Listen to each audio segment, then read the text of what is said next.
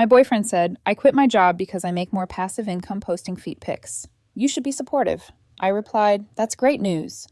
Then I forwarded his content to his very religious parents and reported his earnings for tax issues. The look on his face when the audit notice arrived.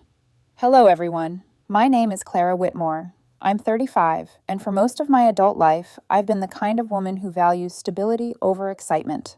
Not because I'm boring, but because I know what happens when people build a life on promises that sound beautiful until real bills arrive. My boyfriend Mason and I had been together for years. We both worked, split expenses, planned ahead, and talked before making big decisions. Rent, utilities, insurance, savings. Nothing glamorous, but steady.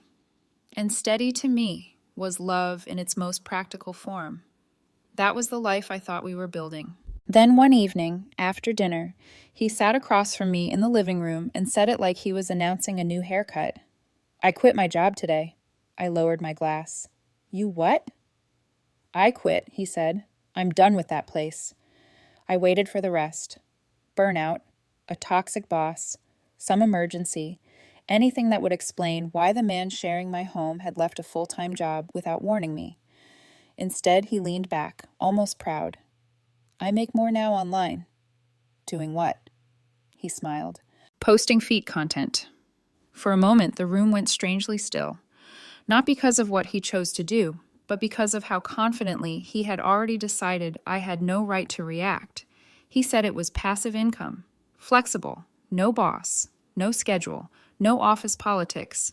He talked about it like he had discovered a secret door out of ordinary life, and I was supposed to stand there clapping because he had opened it. Then he said the sentence that changed everything. You should be supportive. Not, what do you think? Not, can we talk about this? Not, I know this affects us. Just, you should be supportive. Like my role had already been assigned. I didn't raise my voice. I didn't insult him. I didn't ask the obvious question yet. How long had he been doing this without telling me? I only asked, how much are you making? His smile twitched. It depends. Depends on what? Engagement, subscribers, tips, growth. None of those words sounded like rent. I asked how long it had been going on. A little while. That answer told me more than he meant it to. A little while meant long enough to hide, long enough to test, long enough to quit his job before I even knew there was a second income stream. I nodded slowly. That's great news, I said. He looked relieved, but I wasn't agreeing. I was paying attention.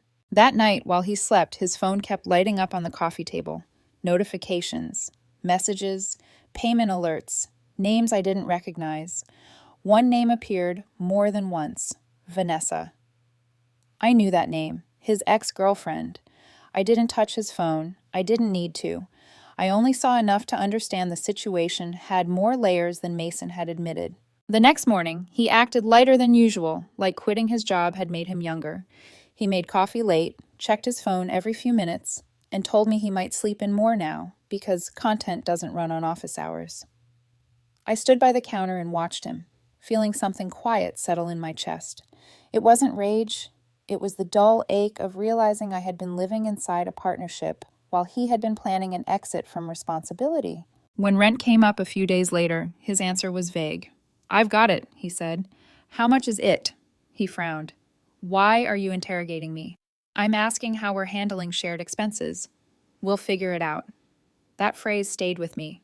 We'll figure it out. It sounded calm, but underneath it was an assumption. If his income dipped, if his plan failed, if the online attention slowed down, I would become the safety net. And he had never asked whether I agreed to be one. By the end of that week, the apartment felt different. Mason's routine had dissolved. He stayed up late checking stats, slept past noon, and called it freedom. I watched bills arrive with due dates that did not care about freedom. Then his mother called. I only heard his side from the hallway. She's being weird about it, he said. I'm just trying to build something for myself. A pause. No, she doesn't understand. She thinks everything has to be traditional. Traditional? That was what he called rent being paid on time. That was what he called not quitting a job in secret. That was what he called expecting honesty from the man sharing my home. When he came back into the kitchen, I asked, "What did you tell your mother?" He slipped his phone into his pocket. Nothing. But his face had changed. He was no longer just defending a decision. He was building a version of the story where I was the problem. And that was when I knew this wasn't going to end with one conversation. It was going to end with proof. The shift didn't happen overnight. That's what made it harder to argue against at first. Nothing exploded. Nothing broke loudly. It was quieter than that. Small changes stacking on top of each other until the life we had didn't feel like ours anymore. Mason stopped waking up early. At first, it was just an hour later, then 2, then entire mornings disappeared. By noon, he was still in bed scrolling, replying, checking numbers, like they meant something urgent. They peak at different times, he told me once, barely looking up. You have to stay on top of engagement. Engagement. Another word that didn't pay rent. Our apartment used to run on routine. Coffee at the same time. Work schedules that overlapped just enough to feel connected. Even our weekends had structure. Groceries, cleaning, small plans. Now everything moved around Mason's phone. If a notification came in, he stopped mid-sentence. If numbers dropped, his mood shifted. If something performed well, he acted like we had just won something together. But we hadn't, because I wasn't part of it, and he hadn't asked me to be. I started noticing how often Vanessa's name showed up. Not directly, not in a way he could be called out for easily, but enough to feel intentional. A comment he laughed at, a message that made him sit up straighter, a notification he opened faster than the rest. I didn't confront him yet because I wasn't trying to win an argument. I was trying to understand how deep it went. A week after he quit, the first real crack showed up, a bill. The electricity statement sat on the table longer than usual. Mason walked past it twice without opening it. When I finally picked it up, I noticed the due date was closer than I expected. "Did you see this?" I asked. "Yeah," he said casually. "I'll handle it." "When?" He shrugged. "Soon." Soon wasn't a date. Soon wasn't a plan. Soon was what people said when they expected someone else to make sure it didn't become a problem. I paid it that night, not as a favor, as data. 2 days later, rent came up. "Are you transferring your half?" I asked. "Relax, Clara, I've got it." "You said that about the electricity." "That was different." "How?" He hesitated, just for a second, but it was enough, because that hesitation told me he didn't actually have a system. He had confidence. And confidence is not the same as consistency. "I need a timeline," I said, "not a feeling." His expression shifted. "You don't trust me?" That wasn't the question I asked, and we both knew it. "I'm asking how we're handling shared expenses," I repeated. "We'll figure it out," he said again, sharper this time. The words were the same, but now they carried defensiveness. By the second week, the pattern became impossible to ignore. Mason wasn't adjusting his schedule. He was replacing structure with reaction. He worked when something happened, rested when it didn't, and chased attention instead of building anything predictable. From his perspective, it was freedom. From mine, it was volatility. And volatility doesn't stay contained. It spreads. One night I asked him directly, "How much did you make this week?" He leaned back, crossing his arms. "Why does it matter?" "Because we live together. And that income replaced a full-time job." He smiled, but it didn't reach his eyes. "You're thinking too small." That sentence landed differently than anything before it. Not because it was insulting, but because it revealed something I had been afraid to name. He didn't see this as a shared life anymore. He saw it as his move, his opportunity, his risk, and I was just supposed to adjust around it. Later that night, his phone buzzed again. Vanessa. This time, I saw more than just the name, a preview of the message. "Told you this would work." My chest tightened, not from jealousy, but from clarity, because that wasn't just support, that was involvement. The next morning, I woke up before him and opened our shared accounts. Rent, utilities, insurance, subscriptions, groceries, savings contributions. Numbers don't argue, they don't exaggerate. They show exactly what is there and what is missing. His contributions had already started slipping, not dramatically, just enough to go unnoticed if you weren't paying attention. But I was. By the time Mason woke up, I had already mapped everything out. "What are you doing?" he asked. "Looking at our finances." He sat across from me, slower this time. "We're fine," he said. I turned the screen toward him. "Explain this." He glanced at the numbers, then away. It fluctuates. So does rent. That landed. He leaned back, exhaling. You're making this a bigger deal than it is, No, I said quietly. I'm recognizing it before it becomes one. For the first time, I wasn't just reacting to his decision. I was seeing where it ended. And it didn't end with us being okay. It ended with me carrying something I never agreed to. By the third week, nothing Mason said sounded wrong on the surface. Growth, scaling, audience, consistency over time. If you didn't look too closely, it almost made sense. But I wasn't listening to the words anymore. I was watching the pattern, and patterns don't lie. That morning I asked, "How much did you make yesterday?" Mason stretched on the couch like the question was casual. Why? Because I'm tracking where we are. He laughed softly. You're treating this like a job. It replaced one. That shut him up for a second. Then he walked over and leaned against the table. You don't get it, Clara. This isn't about daily numbers. It's about momentum. Momentum doesn't cover fixed costs. It will. When? He didn't answer. Instead, he reached for his phone, scrolling like the proof was somewhere inside likes, messages, payments, validation. But validation is not stability. I turned the screen toward him again. Look at this. Rent, utilities, insurance, everything we agreed to split. I know what we pay. Then you know we're short. His jaw tightened, temporarily. That's not what this shows. It's early. It's already late, I corrected. That was the first time he looked at me like I wasn't just being cautious, like I was becoming a problem. You're overreacting. No, I said. I'm adjusting faster than you are. He stepped back, running a hand through his hair. You said you'd support me. There it was again, not a request, an expectation. I said, that's great news, I replied. I didn't say I'd carry the consequences. He stared at me, trying to decide whether to argue or pivot. He chose neither. You're focusing on the wrong thing, he said. You should be looking at the bigger picture. The bigger picture doesn't pay next month's rent. It will if you give it time. And what happens if it doesn't? He exhaled sharply. Why are you so negative? I didn't answer right away because this wasn't about negativity. It was about the quiet humiliation of realizing the person who called you his partner had made you his backup plan without telling you. You see opportunity, I said finally. I see risk. And I'm wrong? No, I said. You're incomplete. That landed hard because it wasn't an attack. It was accurate. That afternoon, I opened a new account. Separate. Personal. Not because I wanted revenge, but because I needed one corner of my life that didn't move every time Mason changed his mind. I didn't transfer everything, just enough to create a boundary.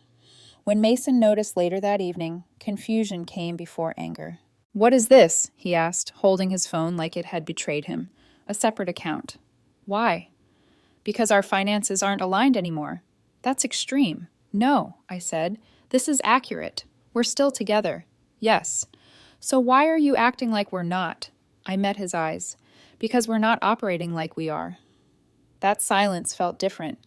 Something had been named that couldn't be unnamed. He paced once across the room. This is temporary. You're making permanent decisions over something that hasn't even played out yet. I'm responding to what's already happening. You're supposed to trust me. I trust what I can see. And what is that? Inconsistency. That night, Vanessa's name appeared again. A message, a reaction, a comment he opened too quickly. This time I didn't ignore it. Are you working with her? I asked. He froze, then recovered. No, too fast, too clean. Then why is she always there? She's just supportive. Support doesn't usually come with winks. His jaw tightened. You're reading into it. Am I? He didn't answer, which was an answer. Later, after he went to bed, I sat in the dark living room and replayed everything. The hidden income, the sudden resignation, the vague answers, the missing structure. Vanessa, always close enough to matter. That was when it clicked. This wasn't just a financial shift. It was a decision he had already made about his life without me. And once that happens, the relationship doesn't break immediately. It changes shape, quietly. quietly, irreversibly. The next morning, I woke up earlier than usual. Not out of habit, but out of certainty. I wasn't waiting for this to stabilize anymore. I was preparing for it to collapse. And when it did, I wasn't going to be underneath it. The shift didn't become real because of Mason. It became real because of how other people started seeing it.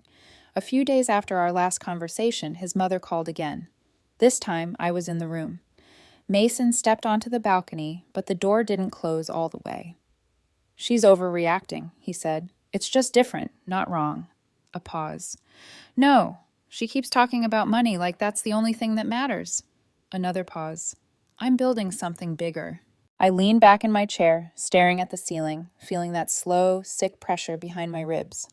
In his version of the story, I wasn't practical. I was limiting. I wasn't protecting our stability. I was holding him back. And the worst part was that it worked, because his version was simpler than the truth. When he came back inside, I asked, "What did you tell her?" "Nothing you don't already know." That was the first lie he said without even pausing. That night, I made a choice. If he was going to build a version of events that excluded me, I was going to understand the full version he wasn't saying out loud. The next time Vanessa's name appeared, I paid closer attention, not just to the notification, but to Mason's reaction. His posture straightened. His tone shifted when he replied. His entire focus narrowed, like everything else in the room stopped existing. That wasn't casual. That was investment. "Is she helping you with this?" I asked later that evening. "With what?" "The account. The content. The timing." "No." Too quick again. "Then she's very involved for someone who isn't involved." He exhaled sharply. "She understands how this works. That's all." That sentence confirmed more than he meant it to. Because understands doesn't come from watching, it comes from doing. Suddenly, everything made sense. The timing, the confidence, the way he talked about growth like he had already seen it happen. He hadn't built this alone. He had followed someone who already knew the system, someone like Vanessa. The next shift came from his parents. A message came through his phone while he was in the shower. I wasn't trying to read it, but the preview was enough. "Proud of you for taking control of your life." I stared at the screen because that sentence only exists when someone tells a very specific version of the story. A version where risk looks like courage, where instability looks like independence, where the person questioning it becomes the obstacle. When Mason came back, I asked, "Do they know what you're actually doing?" He paused, then shook his head. "They don't need to." That was the moment everything aligned. He hadn't just made a decision without me. He had built support for that decision without telling the full truth. And somehow I was still expected to absorb the consequences of something I hadn't even been allowed to understand. That night, he talked about growth again, numbers improving, things starting to take off. I listened, not because I believed him, but because I was measuring the gap between what he said and what was real. "Show me," I said finally. He frowned. "What?" "The income. The actual numbers. I already told you. Show me." Silence. "I don't need to prove anything," he said. That answer told me everything. Because people who can prove something usually do. The next morning I opened a browser. Public profiles, search history, account traces. It didn't take long. People who want attention are rarely as discreet as they think. The account was easy to find. Not under his name, but close enough to recognize. And there it was. Content, subscribers, comments, tips, everything he had described, but not the way he described it. Because what he called passive income wasn't passive. It was constant, demanding, dependent on visibility, engagement, and people. Then I saw a familiar username, Vanessa. Not just commenting, posting, running something similar, more established, more polished, more successful. I leaned back slowly. This wasn't a leap of faith, it was imitation. And Mason hadn't just followed the model, he had followed the person. That's when I stopped thinking about whether this would stabilize. Because it wouldn't. Not with secrecy, not with misaligned expectations, not with a foundation that excluded me from the start. The next step wasn't understanding anymore, it was action. That evening, I didn't bring anything up right away. Mason was in the living room, phone in hand, smiling at something on the screen. His posture was relaxed again, confident, like things were finally going his way. "Hey," he said. "Numbers are up today." I nodded. "That's good." He looked surprised. "You're not going to ask how much?" "No." That caught him off guard because for the first time since this started, I wasn't engaging with his version of reality. I was operating in mine. I walked into the kitchen, grabbed a glass of water, then came back and sat across from him. "We need to go over something," I said. His smile faded. "About what?" "Finances." "I thought we already did." "We didn't." I slid a printed sheet across the table. "What's this?" he asked. "Our expenses," I said. "Separated. Rent, utilities, insurance, subscriptions, groceries. Everything split cleanly down the middle, and below it, 2 columns, mine, his." "What is this?" he repeated. "The new structure." His eyes moved over the paper, slower this time. "You're dividing everything?" "I'm matching reality." "We're a couple." "We were operating like one," I corrected. "We're not anymore." He leaned back, shaking his head. "This is insane." "No," I said. "This is consistent." "With what?" "With how decisions are being made." That's when the frustration broke through. "So because I made one decision, without me," I cut in. He stopped. "You're punishing me." "No," I said. "I'm removing myself from the consequences." The room went still. For the first time, I saw the truth hit him. He had assumed that no matter what he chose, I would cover the gap. He thought my love meant unlimited flexibility. He thought my patience meant permission. But I had not spent years building stability just to become the quiet woman, standing under someone else's collapsing plan. "You said you supported me," he said. "I supported your ability to choose," I replied, "not your expectation that I'd absorb the risk." "You don't believe in me." "That's not the issue." "Then what is?" "You didn't include me." That was it. Not the content, not the money, not even Vanessa. The decision, made without me, presented as final, expected to be accepted. That's what broke the structure. He looked away first. "This is temporary," he said. "Things are picking up." "I'm responding to what's already happening." "What happens if I don't agree to this?" "Then you'll still be responsible for your half." That landed hardest of all, because until that moment, he had assumed I would keep paying for the life he had stopped respecting. Later, as I stood in the kitchen, my phone buzzed. Unknown number, a message. "This is Vanessa. I think we should talk." I stared at the screen, not surprised. When pressure builds, the people behind the scenes always step forward. I didn't reply right away. Because whatever came next wasn't going to be about confusion anymore. It was going to be about exposure. The next morning, Mason was quieter than usual, careful, like he finally understood something had shifted and didn't know how to shift it back. "Did you see the message?" he asked, pouring coffee. "What message?" "From Vanessa." So he knew. Of course he did. "I saw it."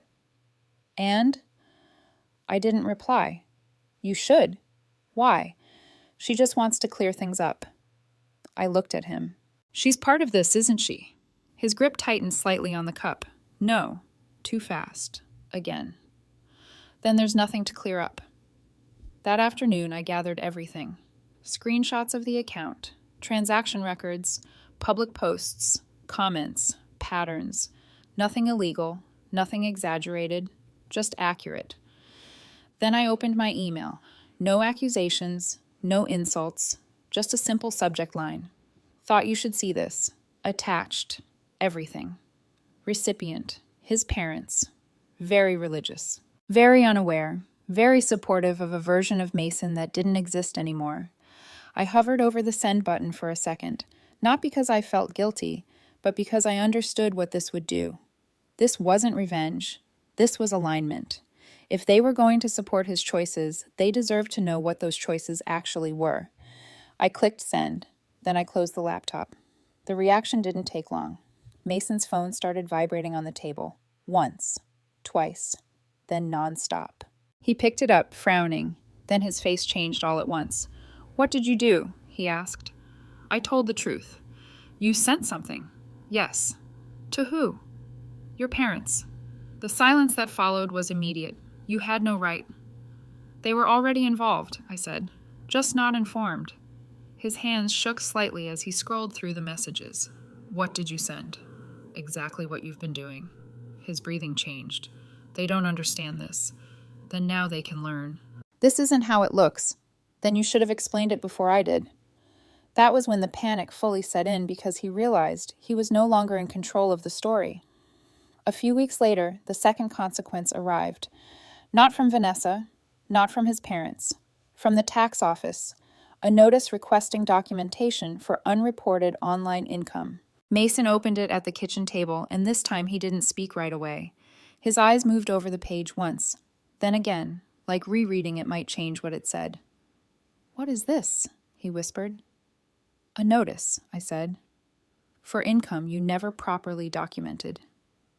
"You reported this?" "I made sure it was handled properly." His head snapped up. "You're ruining everything." "No," I said quietly. "I'm removing myself from something that was never built honestly." That hit harder than anything else because deep down he knew. This wasn't about the content. It wasn't about the money. It was about the way he had built it, quietly, separately, expecting me to support something I was never allowed to understand. His phone rang again. This time, he didn't answer. He just stood there, frozen, because the version of reality he had been living in had finally collided with the real one. And the real one didn't adjust. It exposed. I picked up my bag. "You're leaving?" he asked. "For now." "You can't just walk out." "I'm not walking out," I said. "I'm stepping away from something that already left me." There was nothing left to argue, nothing left to explain, just consequences, and the strange calm that comes when your heart finally accepts what your mind has known for weeks. I walked to the door, then paused. "You didn't lose me because of what you chose to do," I said. "You lost me because you decided I didn't need to be part of it." Then I left. And behind me, for the first time since this started, Mason wasn't talking about growth, freedom, or opportunity. He was trying to understand how everything collapsed so fast. But it hadn't. It had been collapsing the entire time. He just didn't see it until it became impossible to ignore.